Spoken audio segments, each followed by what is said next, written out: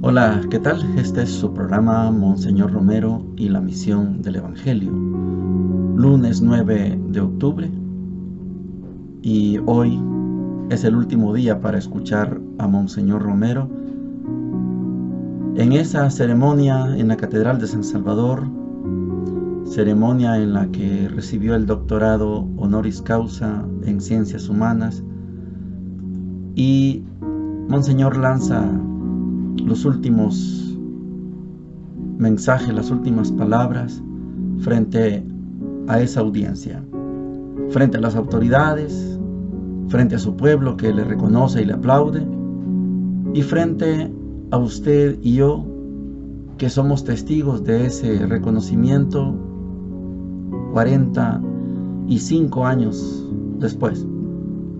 Las palabras con las que Monseñor se despide en este discurso dice lo siguiente: en comunión con toda la Iglesia de la Arquidiócesis de San Salvador y en unión de ideales con todos los hombres de buena voluntad, artífices de la causa humana en nuestro país, solidario con todos los hombres y mujeres atropelladas en su libertad o en su dignidad por cualquier clase de violencia, yo recibo agradecido el alto honor de doctor en humanidades que la Universidad de Georgetown, por el digno medio de ustedes, me confiere. Que Dios recompense este generoso y expresivo gesto con nuevos prestigios cristianos para la historia de esa ilustre alma mater.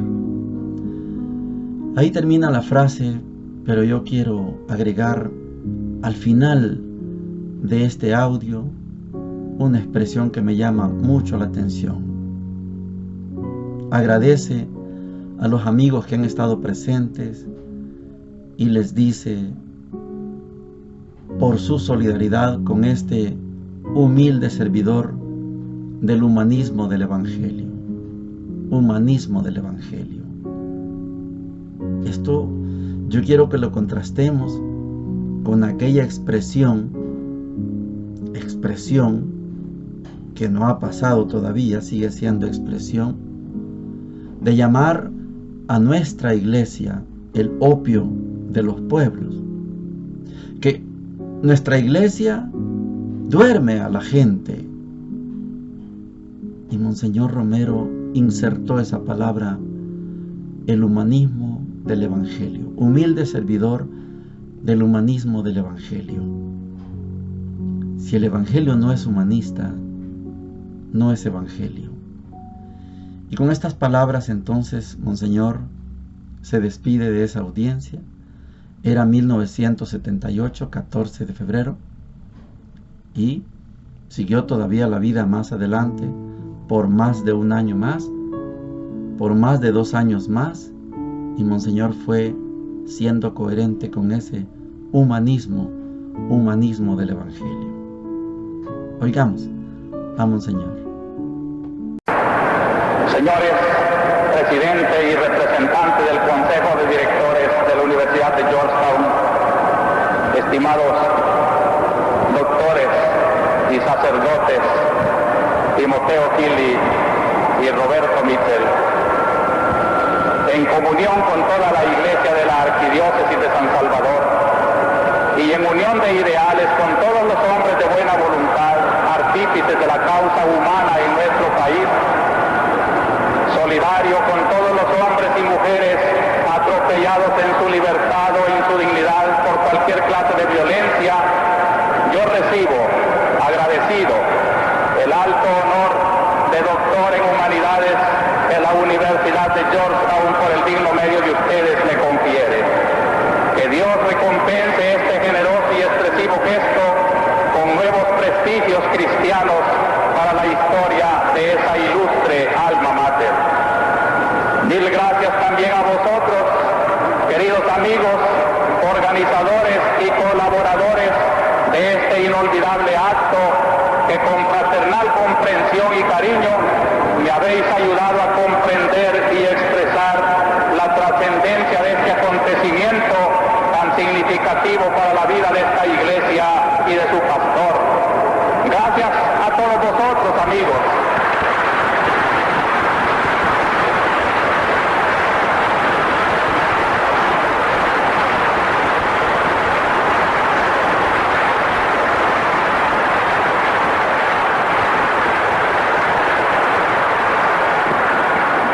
con vuestra amable felicitación y con vuestra presencia física o espiritual habéis estrechado más vuestra solidaridad con este humilde servidor del humanismo del Evangelio. Compartamos fraternalmente el honor que la Universidad de Georgetown nos ha dejado como una nueva voz del Espíritu que sigue señalando el camino por donde debe marchar nuestra Iglesia. Buenas noches.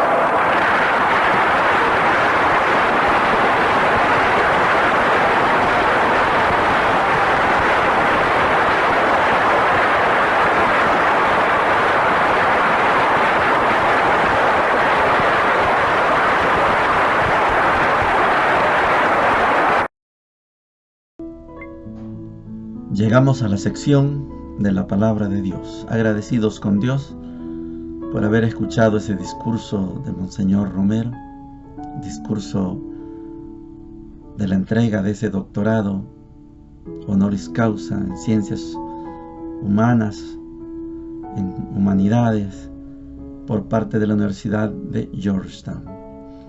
Hoy vamos a comenzar un nuevo texto, vamos a empezar a leer un nuevo profeta. Estamos hablando del profeta Jonás. Solo son 4 capítulos y hoy vamos a tocar 2 de ellos.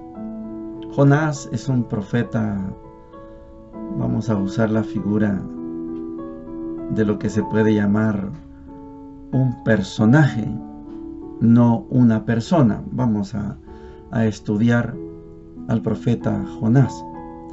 Capítulo 1, versículo 1 hasta el capítulo 2, versículos del 1 al 11. Es largo el texto. Jonás, y dice lo siguiente: Jonás, hijo de Amitai, recibió la palabra del Señor: levántate y vete a Nínive, la gran ciudad, y proclama en ella: su maldad ha llegado hasta mí. Se levantó Jonás para huir a Tarsis, lejos del Señor. Bajó a Jaffa y encontró un barco que zarpaba para Tarsis. Pagó el precio y embarcó para navegar con ellos a Tarsis, lejos del Señor. Pero el Señor envió un viento impetuoso sobre el mar, y se alzó una gran tormenta en el mar, y la nave estaba a punto de naufragar. Temieron los marinos e invocaba cada cual a su Dios. Arrojaron los pertrechos al mar para aligerar la nave, mientras Jonás, que había bajado a lo hondo de la nave, dormía profundamente. El capitán se le acercó y le dijo: ¿por qué duermes? Levántate e invoca a tu Dios, quizás se compadezca este Dios de nosotros para que no perezcamos.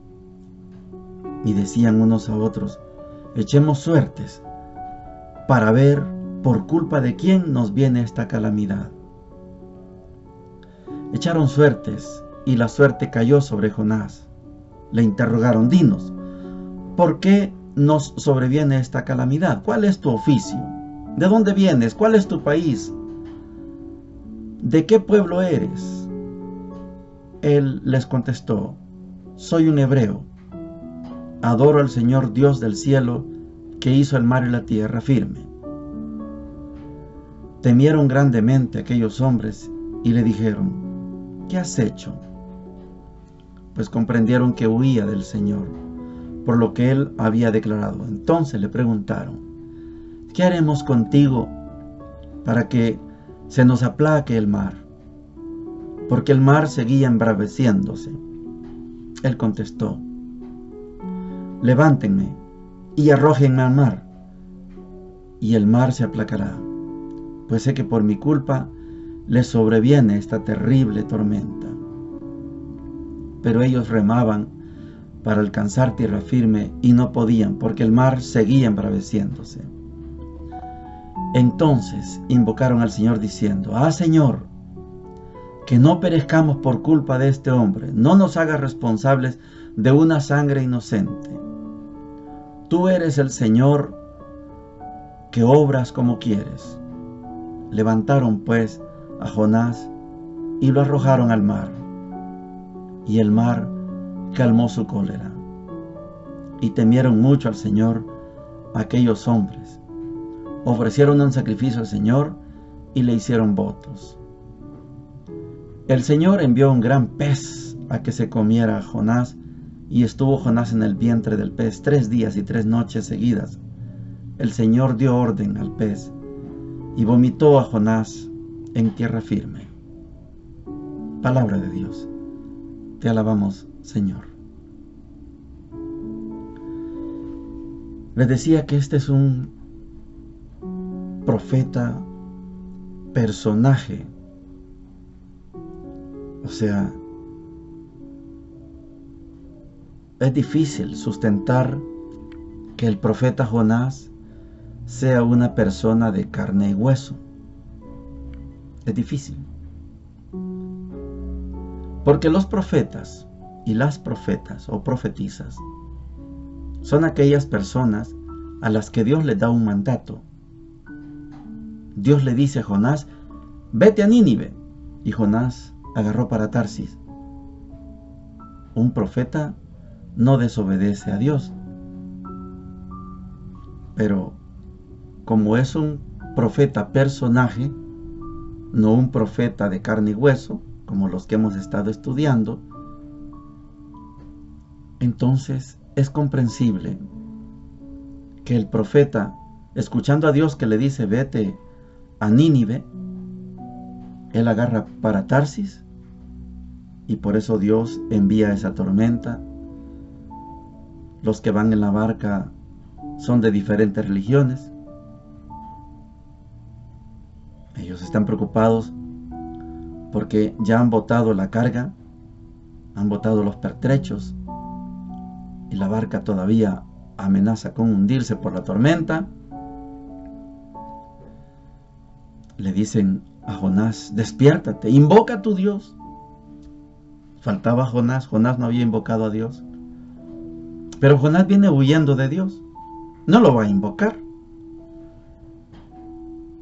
Echaron suerte los demás hombres. Se dan cuenta que Jonás es el culpable. Y le dicen, ¿qué has hecho? ¿Y qué tenemos que hacer? ¿Qué tenemos que hacer para salvar el barco? Lo importante es salvar el barco. ¿Qué tenemos que hacer?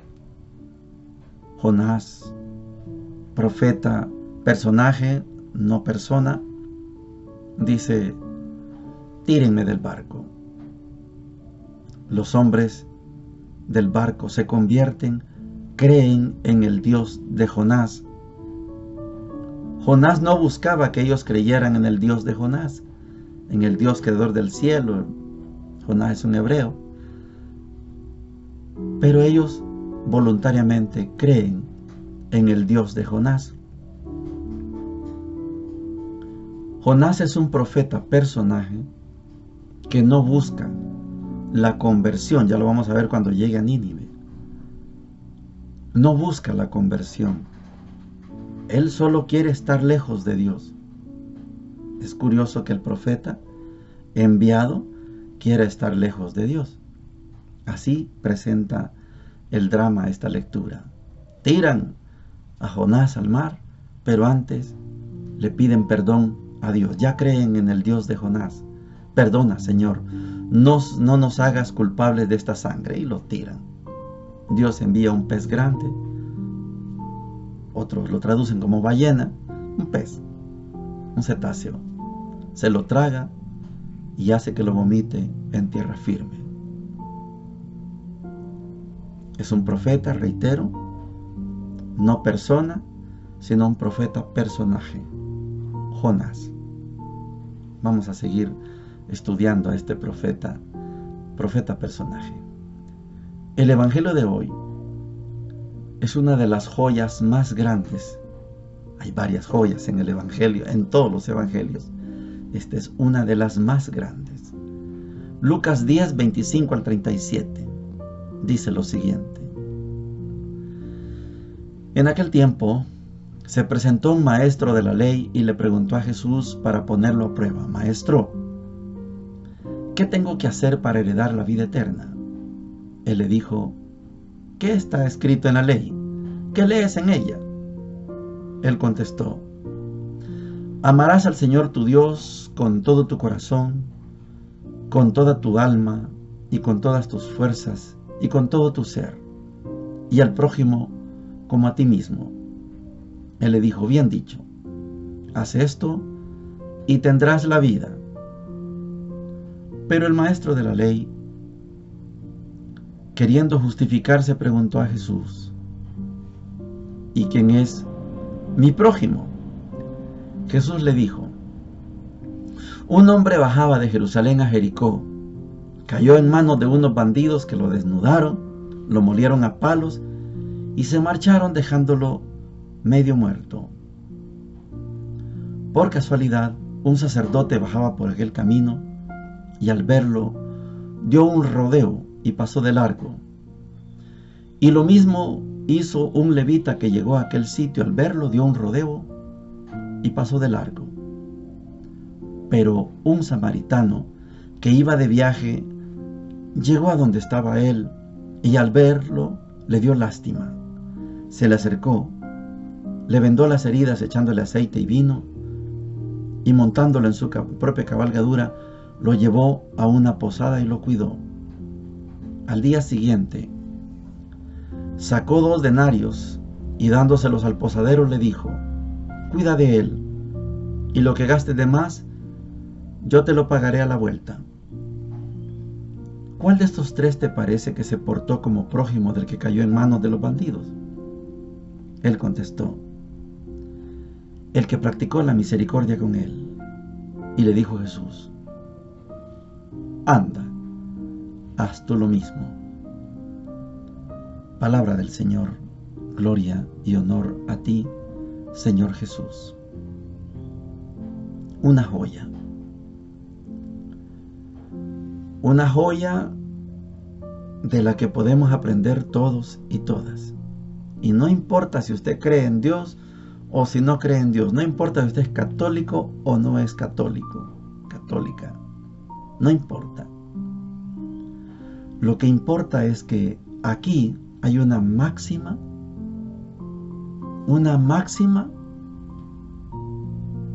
para poder tener la vida eterna.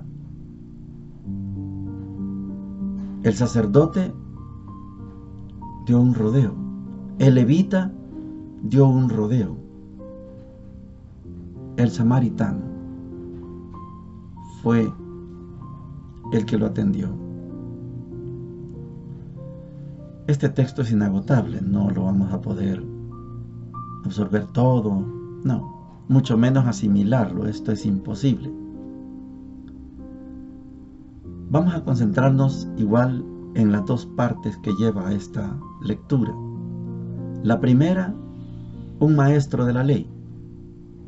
El maestro de la ley es el que más sabe de Biblia, digámoslo, en el tiempo actual. Buscó a Jesús para ponerlo a prueba. Quiero ver qué tanto sabes. Te dicen que es el maestro. Voy a probarlo. Soy el maestro de la ley. Maestro, ¿qué tengo que hacer para alcanzar la vida eterna? Jesús le devuelve con otra pregunta. ¿Qué es lo que está escrito en la ley? ¿Qué lees en ella? El doctor, es doctor de la ley, contesta con toda la templanza, con toda la firmeza: amarás al Señor tu Dios con todo tu corazón, con toda tu alma, con toda tu mente, con todo tu ser, y al prójimo como a ti mismo. Síntesis de toda la ley. Magnífico.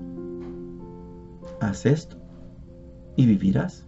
Ah, sí, maestro, pero ¿y quién es mi prójimo? Porque Dios, Él es experto en Dios, pero Él no sabe, el doctor de la ley no sabe quién es su prójimo. De esto vamos a sacar una gran enseñanza. Ya lo hemos dicho muchas veces. Lo voy a repetir porque es bueno que no nos equivoquemos. la palabra prójimo se ha mal traducido por próximo, con X, próximo. Entonces yo vivo en una colonia populosa, a mi derecha vive un ingeniero, a mi izquierda vive un doctor, ellos son mis próximos. Curioso, ellos no son mis prójimos. Porque próximo no equivale a prójimo. Próximo es el que está al lado, pero prójimo es el que me necesita. El doctor de mi derecha o el ingeniero de mi derecha y el doctor de mi izquierda, ellos no me necesitan. A lo mejor yo tampoco necesito de ellos. Esta no es la solución del cristianismo. Yo, como máxima del Evangelio, voy a buscar a quien me necesita. Y ahí viene la segunda parte. El gran doctor de la ley es experto en Dios, pero no sabe, es un ignorante, no sabe quién es su prójimo. Y viene la parábola del buen samaritano. El samaritano es un hombre odiado por el Sanedrín.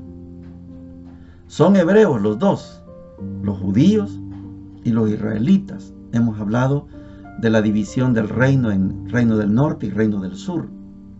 Reino del norte, 10 tribus, capital Samaria, por eso se llama samaritano y es la capital de Israel. El norte se llama Israel. En el sur, 2 tribus, Leví y Judá, su capital Jerusalén y se llama reino de Judá. Pues los judíos odiaban a los samaritanos. Los samaritanos también odiaban a los judíos. Los judíos trataban a los samaritanos de perros. Perro, ahí viene un perro. Ahí viene una perra. Y hoy Jesús, para demostrarle al maestro de la ley, al doctor de la ley, al sabiondo en Sagrada Escritura, sabe muy bien la síntesis: amar a Dios con todo tu corazón, con toda tu alma, con toda tu mente, con todo tu ser, y al prójimo como a ti mismo. Es experto en Dios, pero no sabe de prójimo. Jesús desglosa esta parábola. La parábola pone muy alto al samaritano y muy en bajo al sacerdote y al levita. El sacerdote ya es sacerdote. El levita va a ser sacerdote, o sea, ahí no hay ninguna esperanza. El que ya es y el que va a ser dan un rodeo, eso no sirve. Y el Sanedrín, el maestro de la ley, es parte de ese conglomerado de todos los sacerdotes y levitas, y le da la lección. El samaritano iba de viaje, vio al herido, se detuvo, lo curó con lo que podía, aceite y vino, lo montó en su cabalgadura, lo llevó a una posada, le dio 2 denarios al posadero: cuídalo, si gastas algo más, yo te lo pago a mi vuelta. Este es el que se portó como prójimo. Aquí hay un lenguaje. ¿Cuál de estos 3 te parece que se portó como prójimo del que cayó en manos de los bandidos? Se portó como prójimo, no próximo, prójimo. El que necesita es el herido, pero el samaritano, él se presenta como el necesitado de atender al herido. Yo necesito atender al herido, porque no hay otro camino de salvación. Le dije que este evangelio es imposible agotarlo. Nos queda el sinsabor, se nos fue el tiempo, pero no podemos. No es fácil sacarle toda la enseñanza. Pero queda claro que prójimo no significa próximo. Prójimo es el que me necesita. Y prójimo soy yo, que necesito ayudar para ser cristiano. Una bonita enseñanza. Bendiciones para todos y para todas.